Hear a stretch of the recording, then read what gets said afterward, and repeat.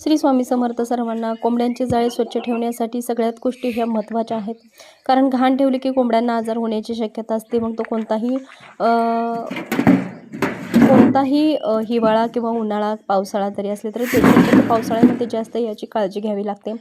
अशी घाण साठली तर कोंबड्यांना आजार होऊ शकतो, आपल्यालाही ते दूषित होऊ शकतं. बघा आता मी किती स्वच्छ केलेलं आहे.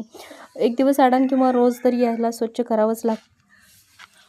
त्याशिवाय कोंबड्यांना व्यवस्थित आहार त्यांना असणं गरजेचं आहे, तरच कोंबड्या व्यवस्थित राहू शकतात. आपले पक्षी होता होईल तेवढे चांगले सुरक्षित राहू शकतात. आता सगळं स्वच्छ करून झालेलं आहे.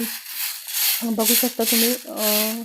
रोजच्या एक दिवस आडान किंवा 2 दिवस आडान तरी स्वच्छ करावं. हे पाण्याचं भांडं आहे, त्यांचं किती घाण झालेलं आहे. असं त्यांना स्वच्छ लागतं पाण्यासाठी. खूप दिवस झाले याला बघितलेलं नाही आहे. आता बघा किती स्वच्छ. असं स्वच्छ पाणी ठेवलं की कोंबड्यांना पाणीचा आहार पाण्यातून सुद्धा त्यांना घाण काही केलं तरी त्यांना आजार होऊ शकतो. त्यांना दूषित वातावरण जास्त जितकं स्वच्छ ठेवता येईल तितकं स्वच्छ ठेवायचं आहे त्यांना. हेच काळजी जर आपण घेतली तर नक्कीच ते आपला कुक्कुटपालनाचा व्यवसाय पुढे जाऊ शकतो. हवं तर हे कसं आहे, आणि छोटी जी भांडी आहेत ते आपण छोट्या पक्ष्यांसाठी ठेवू शकतो. अजूनही आता मुक्त संचार आहे त्यामुळे या भांड्यामध्ये चालतं, त्यांना पाणी पिऊ शकतात ते.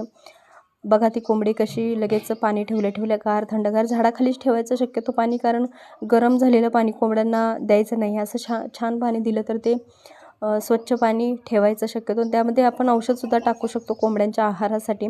श्री स्वामी समर्थ. अजून काही माहिती हवी असेल तर तुम्ही मला DM करू शकता.